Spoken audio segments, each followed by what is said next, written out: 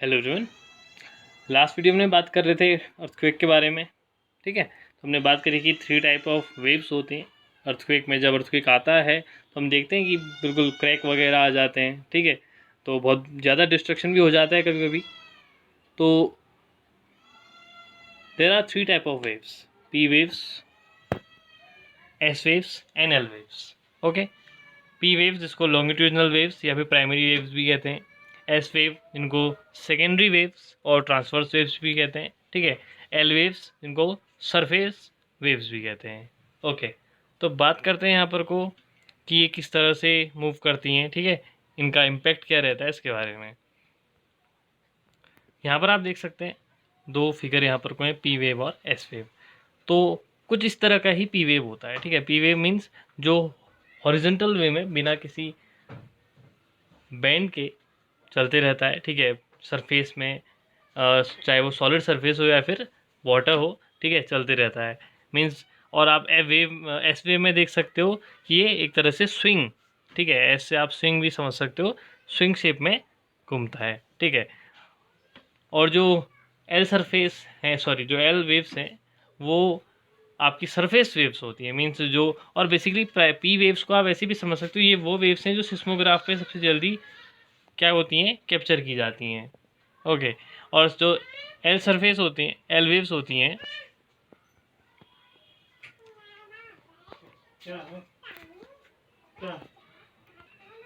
और जो L waves होती हैं मीन सरफेस वेव्स होती हैं वो ज़्यादा डिस्ट्रक्शन लेके आती हैं। ठीक है, अब बात करते हैं आगे।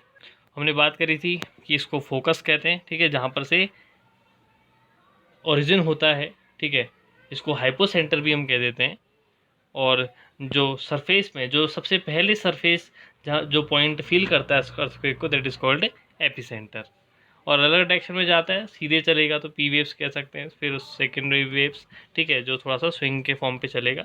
ओके, तो आप यहाँ पे देख सकते हैं destruction cause by an earthquake इन गुजरात। तो कभी कभी बहुत ज़्यादा इसको रिक्टर स्केल में मेज़र किया जाता है कि कितना रिक्टर स्केल अर्थक्वेक था, कि अगर 5, 6, 7 से ऊपर चल रहा है तो ज़्यादा डिस्ट्रक्शन करेगा। यहाँ पे दिखा रखा है earthquake hits Bhuj, a massive earthquake measuring 6.9 on Richter scale. आप देखो 6.9 है तो ऑब्वियस है ज़्यादा था। Scale hit Bhuj town on 26 January 2001। School was affected. At least 971 students and 31 teachers are feared to have lost their lives following the collapse of school buildings. तो इस तरह से क्या होता है कि अर्थक्वेक आता है तो बहुत ज़्यादा डिस्ट्रक्शन लेके आता है अपने साथ। ठीक है, an earthquake is measured in a seismograph, ये हमने बात अभी करी थी, कल लास्ट वीडियो में भी हमने बात करी थी। ठीक है, और रिक्टर स्केल में इसको मेज़र किया जाता है। ठीक है, अब अर्थक्वेक के बारे में पहले बता पाना तो थोड़ा टफ है, तो लेकिन हम उसके लिए पहले से क्या कर सकते हैं, थोड़ा सा प्रिपरेशन कर सकते हैं। Safe spot, stay away from fire places, areas around chimneys, windows that shatter, including mirrors and picture frames. Be prepared, spread awareness amongst your friends and family members, and face any disaster confidently. अब बात करते हैं major landforms की। Major landforms, दरअसल जो हमने बात करी ना कि रिवर, विंड, इनसे इरोजन होता है, डिपोजिशनल फोर्सेज होते हैं, डिपोजिशन होता है, तो उससे अलग अलग तरह के शेप बनते हैं। The landscape is being continuously worn away by two processes: weathering and erosion. Weathering is the breaking up of the rocks on the earth's surface. Erosion is the wearing away of the landscape by different agents like water, wind, and ice. The eroded material is carried away or transported by water, wind, etc., and eventually deposited. This process of erosion and deposition create different landforms on the surface of the earth. तो वही जो मैंने बात करी कि erosion होगा, deposition होगा तो नई नई तरह के लैंडफॉर्म्स बनेंगे। डू यू नो, इसको हम लास्ट में देखेंगे। अब देखो वर्क ऑफ रिवर। अब देखो रिवर बहुत तरह से उसके बहुत ज़्यादा डिफरेंट डिफरेंट लैंडफॉर्म्स बनाती है। ठीक है, अब क्या क्या बनते हैं इसको हम यहाँ पे देखेंगे। The running water in the river erodes the landscape. When the river tumbles at a steep angle over very hard rock or down a steep valley side forms a waterfall। Mean जब एक आप कह सकते हो कि बिल्कुल straight slope में जब नीचे को आता है तो क्या बनाता है, वाटरफॉल बनाता है। As the river enters in the plain, it twists and turns, forming large bends known as meander। meander बना, meander मतलब एक तरह का कर्वेचर फॉर्म आप कह सकते हो, जैसे इस तरह से ये ना, दिस इज कॉल्ड meander। ठीक है, ये meander टर्म में इसी तरह से वो भी हमारी जो जेट स्ट्रीम होती हैं वो भी इसी तरह से meander बनाते हुए चलती हैं। Due to continuous erosion and deposition along the sides of the meander, the ends of the meander loop come closer and closer. In due course of time, the meander loop cuts off from the river and forms a cut-off lake, also called an oxbow lake. At times, the river okay तो आप देख सकते हैं यहाँ पर कुछ ने दिखा रखा है, ये जब ऐसे कटते हुए चलते हैं तो साइड में क्या करते हैं, थोड़ा सा डिपॉजिट करते हुए चलते हैं। ठीक है, और लास्ट में फिर अपने जो रिवर वाला पाथ है उससे अलग हो जाते हैं और इससे क्या बनता है, ऑक्सबो लेक बनती है। आप देखते होंगे ना कभी जब जो रिवर का वे है उसी के साइड में कहीं कहीं पर कोई छोटी छोटी लेक्स बनी होती हैं, that is called oxbow lake. At times the river overflows its banks. This leads to the flooding of the neighboring areas.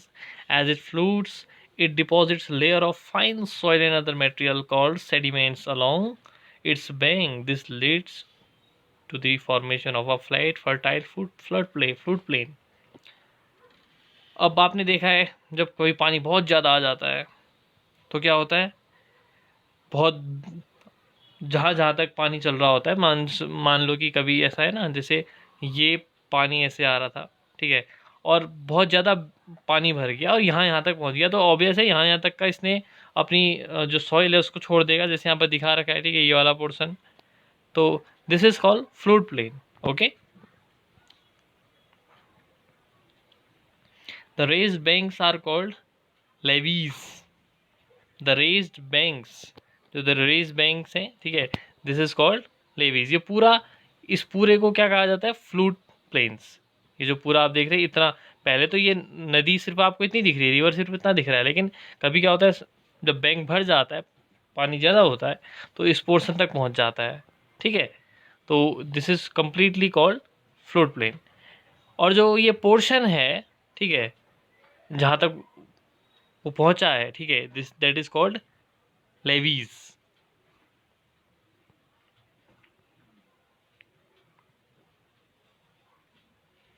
As the river approaches the sea, the speed of the flowing water decreases and the river begins to break up into a number of streams called distributaries. The river becomes so slow that it begins to deposit its load.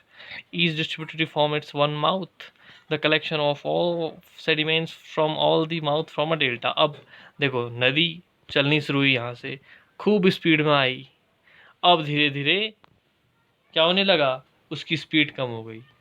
अब आप खुद ही सोचो speed कम कैसे हो जाती होगी। Speed कम होने का लॉजिक क्या है, जब प्लेन मिलेगा, जब प्लेन सरफेस मिलेगी तो ऑब्वियस है स्पीड कम हो जाएगी। तो आपने कभी पानी फेंका होगा ना फर्श पे, कभी जब आप पानी फेंकते हो फर्श पे तो पहले बहुत स्पीड से जाता है, जब उसको डाउन दिखता है तो पूरी स्पीड से दिख जाता है, लेकिन जैसे ही फ्लैट सरफेस आता है तो स्लो हो जाता है। और स्लो होने के बाद सिर्फ स्लो ही नहीं होता है, इसमें से कुछ पानी इधर को निकल जाता है, कुछ इस तरफ को निकल जाता है, कुछ ऐसे चले जाता है, कुछ ऐसे चले जाता है, ये आपने देखा होगा। ठीक है, आप करके भी देख सकते हो। तो ये जो ऐसी जब रिवर आती है तो रिवर क्या करती है, जब वो ऐसे ये दीज आर कॉल्ड डिस्ट्रीब्यूटरीज, तो इनके बीच में ये पोर्शन में क्या हो जाता है, वो अपना सेडिमेंट पूरा फैला देती है, and this is called delta. This is called delta. India में बात करोगे तो वेस्ट बंगाल, बांग्लादेश वाला पोर्शन, यहाँ पर क्या बनता है, सुंदरवन का डेल्टा बनता है। ठीक है, यहाँ पे सुंदरी, ये सुंदरवन डेल्टा, सुंदरी आपको वहाँ पर को मिलता है, एक स्पीसीज मिलती है, ठीक है, एक कह सकते हो पेड़ उस तरह के, ठीक है, पेड़ पौधे सुंदरी नाम के, तो वो मिलता है, तो इस वजह से उसको सुंदरवन डेल्टा कहते हैं। अब यहीं पर को एक बात और याद आती है कि जो यहाँ ये जो पोर्शन है, अगर मैं इंडिया की बात करूँ तो ये जो पोर्शन है, यहाँ को जो जो नदियाँ आती हैं वो अप्रॉक्स सब डेल्टा बनाती हैं। क्यों ऐसा क्यों होता होगा कि जो उनका माउथ है, जहाँ पर माउथ बन रहा है, कहने का मतलब जहाँ पर को सी में इंटर हो रही है रिवर, तो वहाँ पर को उसको फ्लैट सरफेस मिल रहा है, तो डिस्ट्रीब्यूटरीज बन रही हैं, तो उस वजह से डेल्टा क्रिएट होता है। डेल्टा मतलब वो जो बीच बीच का हिस्सा होता है डिस्ट्रीब्यूटरीज के बीच का, वहाँ पर कोई डिपॉजिट हो जाता है, तो दैट इज़ कॉल्ड डेल्टा। अब लेकिन जो यहाँ की रिवर्स है, मतलब जो वेस्टर्न घाट की रिवर है, जैसे यहाँ पे नर्मदा है, तापी है, ये डेल्टा नहीं बनाती हैं, ये एस्चुरी बनाती है। एस्चुरी क्या है? एस्चुरी मीन्स ढलान बहुत ज़्यादा है, स्लोप बहुत ज़्यादा है, तो डायरेक्टली इंटर्स इनटू सी, तो वहाँ पर को जो माउथ बनता है दैट इज़ कॉल्ड एस्चुरी, लेकिन जो यहाँ माउथ बनता है that is called delta. Okay, ये देखिए आपको यहाँ पर कुछ डेल्टा दिखा रखा है, ये यहाँ पर से आई मेन रिवर, फिर फ्लैट सरफेस मिला, तो इसके बीच में जो जो हिस्सा मिला ये पूरा that is called delta. Okay, तो हमने एक रिवर जब अपने ओरिजिन से निकल के एक ट्रैवल करती है किसकी तरफ, सी की तरफ को एक ट्रैवल करती है, तो उस ट्रैवल में वो अलग अलग तरह के शेप बनाती है। जब एक पहाड़ से एक सीधे स्ट्रेट स्लोप पे नीचे को आती है तो वाटरफॉल क्रिएट करती है। ठीक है, तो आप देखोगे बहुत सारे वाटरफॉल हैं। ठीक है, स्वर्ण रेखा वाटरफॉल है, हुंड्रू फॉल है। ठीक है, और यहाँ पर को आपको देयर आर मैनी वाटरफॉल्स। ठीक है, कुछ इंपॉर्टेंट है, जैसे नर्मदा में एक बनता है, ठीक है, धुआंधार वाटरफॉल बनता है। ऐसे ही स्वर्ण रेखा नदी पर एक हुंड्रू वाटरफॉल बनता है।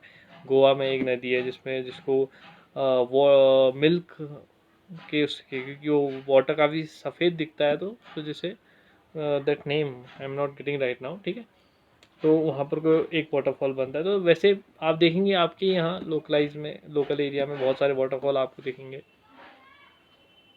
तो जब भी कोई रिवर शुरू होती है चलना, तो कितने तरह के शेप बनाती है। देखो, जब चलना शुरू होती है तो सबसे पहले तो ऑक्सबो लेक बनता है।